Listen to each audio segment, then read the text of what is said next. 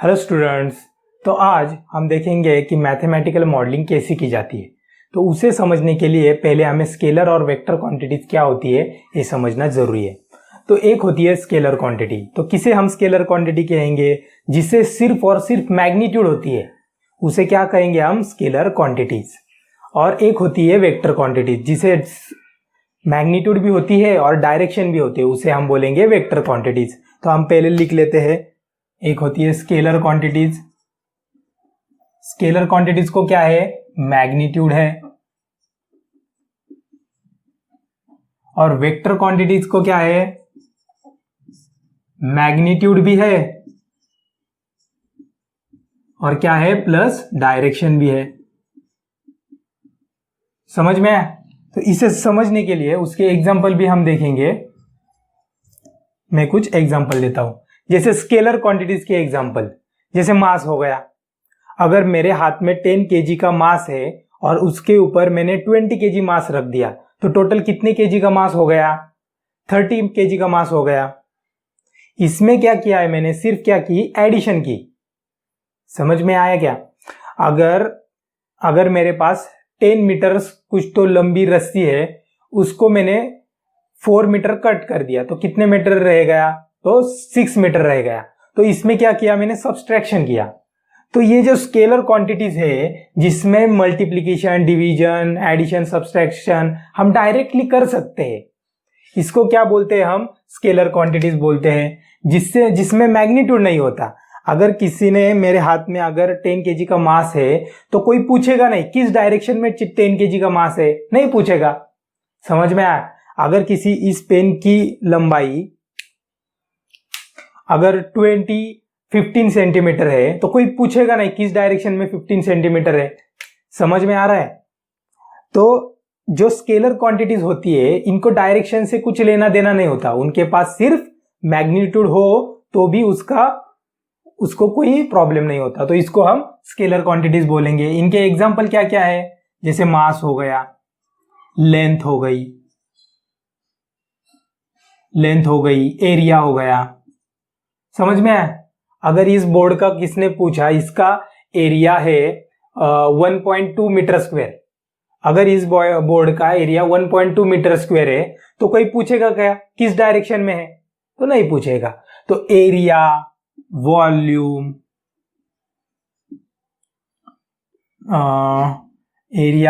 हो गया, डेंसिटी हो गई, और क्या है? डिस्टेंस हो गया, स्पीड हो गया, ETC। तो ये सारे क्या है? स्केलर क्वांटिटीज है। समझ में आया? अगर किसी ने पूछा मैंने 10 मीटर डिस्टेंस कवर किया है तो किस डायरेक्शन में किया है ये कोई नहीं पूछेगा। इतना डिस्टेंस कवर किया है। समझ में आया? किसी चीज का स्पीड 4 मीटर पर सेकेंड है तो कोई पूछेगा नहीं भाई किस डायरेक्शन में, स्पीड है तो है। समझ में आया? वैसे ही ये सारे जो स्केलर होते हैं उनको सिर्फ मैग्नीट्यूड होती है, किस डायरेक्शन में है इससे कोई लेना देना नहीं होता। और दूसरे है वेक्टर क्वांटिटीज। तो वेक्टर क्वांटिटीज में क्या होती है? मैग्नीट्यूड भी होती है और डायरेक्शन भी होती है। तो इनकी जरूरत क्यों पड़ी? इन वेक्टर क्वांटिटीज की जरूरत क्यों पड़ी? बराबर है ना? इनसे तो सिंपली काम हो जाता है, एडिशन, सब्सट्रैक्शन, मल्टीप्लिकेशन, डिवीजन करके। तो फिर इनको क्यों लाया गया वेक्टर क्वांटिटीज को? तो इसको समझने के लिए हम एक एग्जांपल लेते तो आपको अच्छी तरह से समझ में आएगा। तो अगर मैं फोर्स लगा रहा हूं किसी तो डायरेक्शन में फोर्स लगा रहा हूं तो कोई भी पूछ सकता है भाई तू किस डायरेक्शन में फोर्स लगा रहा है? इस डायरेक्शन में लगा रहा है, इस डायरेक्शन में लगा रहा है, ऊपर नीचे, किधर लगा रहा है फोर्स? समझ में आ रहा है? फोर्स को डायरेक्शन चाहिए। समझ में आया? अगर किसी ने पूछा वेलोसिटी, मैं 10 मीटर पर सेकेंड वेलोसिटी जा रहा हूं लेकिन किस डायरेक्शन में जा रहा है तू? ऊपर जा रहा है, नीचे जा रहा है, किस डायरेक्शन में जा रहा है? समझ में आ रहा है क्या? डिस्प्लेसमेंट, उसको भी क्या लगती है? डायरेक्शन लगती है। तो ये सारी जो क्वांटिटीज है, मोमेंटम हो गया, टॉर्क हो गया, इन सब जो क्वांटिटीज है इनको क्या लगती है? मैग्नीट्यूड तो लगती है एज वेल एज डायरेक्शन भी लगती है। इसलिए हम क्या बोलेंगे? उनको वेक्टर क्वांटिटीज बोलेंगे तो इनमें क्या क्या आता है, एक आता है फोर्स आता है, वेलोसिटी आता है और डिस्प्लेसमेंट आता है, टॉर्क आता है, मोमेंटम आता है, ऐसे बहुत सारे आते हैं। तो समझ में आया वेक्टर क्वांटिटीज क्या है। तो ठीक है, लेकिन उसका हम मैथमेटिकली कैसा करते, ये तो स्केलर का तो सबको पता है, डायरेक्टली एडिशन सब्सट्रैक्शन करके हम डायरेक्टली उनका और मल्टीप्लिकेशन डिवीजन करके डायरेक्टली स्केलर क्वांटिटीज आ जाती है। मतलब लेंथ वगैरह, किसी चीज की लंबाई इतनी है और उसके साथ किसी ने इतनी लंबाई जोड़ दी तो टोटल इतनी लंबाई बन गई, मतलब हमने क्या किया, एडिशन किया। तो ये स्केलर में इजीली डायरेक्टली हो जाता है, एडिशन करके सब्सट्रैक्शन करके मल्टीप्लिकेशन डिवीजन करके। लेकिन ये जो वेक्टर क्वांटिटीज होते हैं उनको क्या है, मैग्नीट्यूड तो है ही है लेकिन डायरेक्शन भी है। तो अब क्या करें, तो ये कैसे, किस प्रकार से इसको सॉल्व किया जाता है, किस प्रकार से इसको रिप्रेजेंट किया जाता है, तो अब हम ये देखेंगे।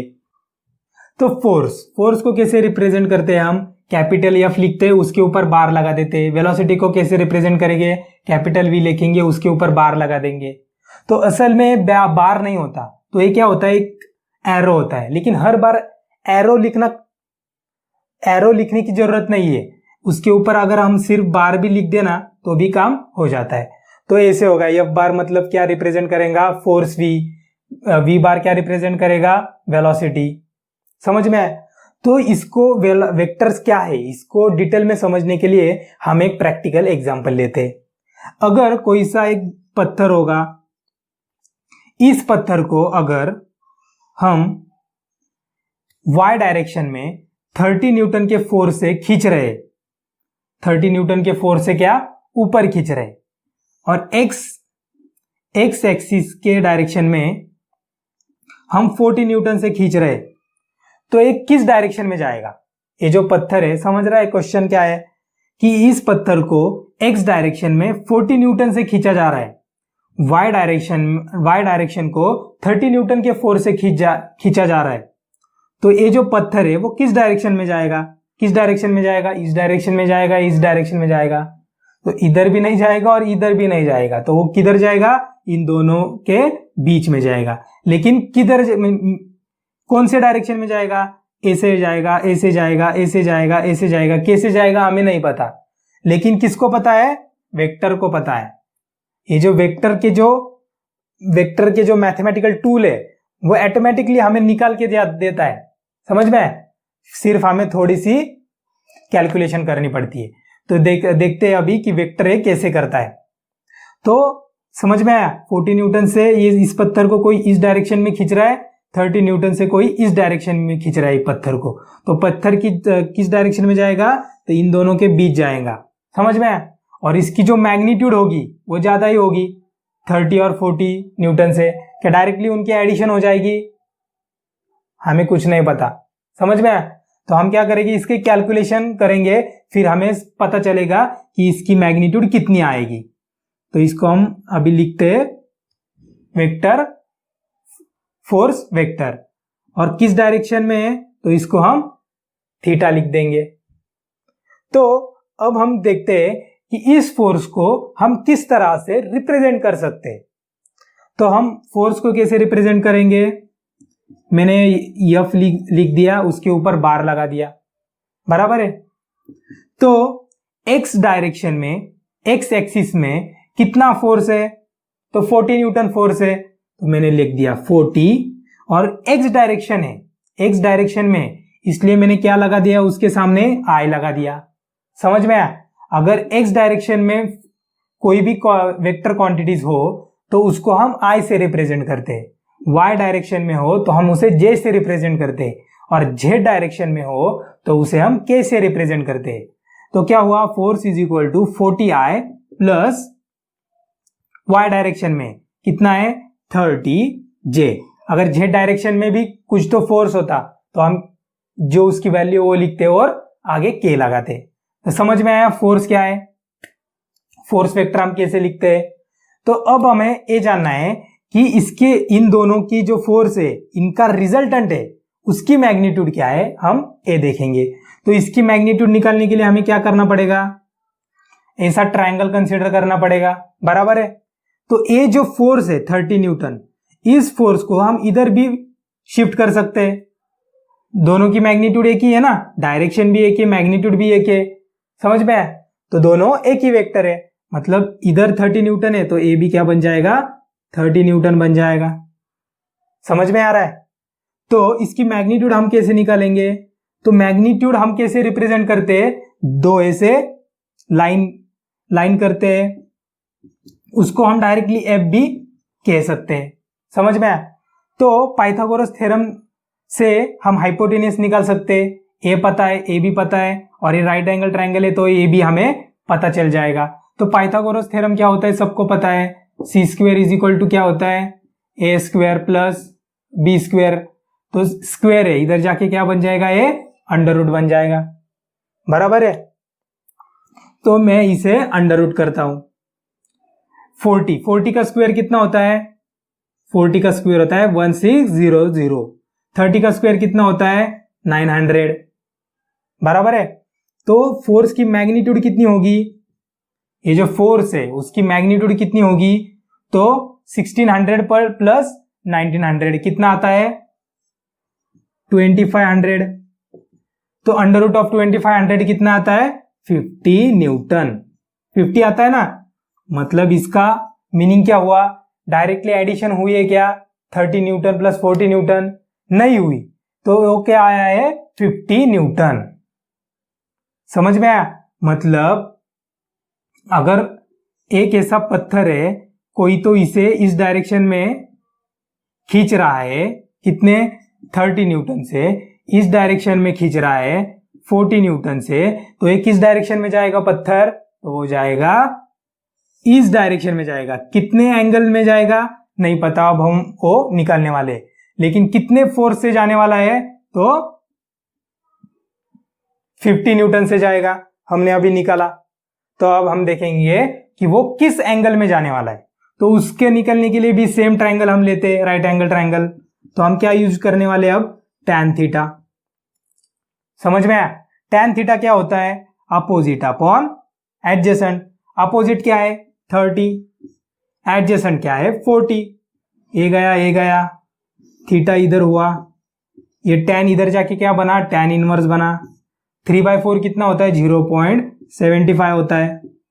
tan इनवर्स ऑफ 0.75 कितना होगा, तो वो होता है लगभग 36.8 डिग्री। समझ में आया। तो इससे हमने क्या निकाला कि वो किस एंगल में जाएगा, तो एक्स एक्सिस से कितना एंगल बनाएगा वो 36.8। तो समझ में आया वेक्टर क्वांटिटी कैसे वर्क करती है। इसका सिर्फ हमने एक एग्जांपल लिया। तो जो नेक्स्ट जो लेक्चर है तो उसमें हम देखेंगे कि टाइप्स ऑफ वेक्टर्स क्या है, वो देखेंगे। जो वेक्टर्स है उनका मल्टीप्लिकेशन कैसे होता है, उसके जो एग्जांपल है वो भी देखेंगे। तो ये सब हम नेक्स्ट लेक्चर में देखेंगे।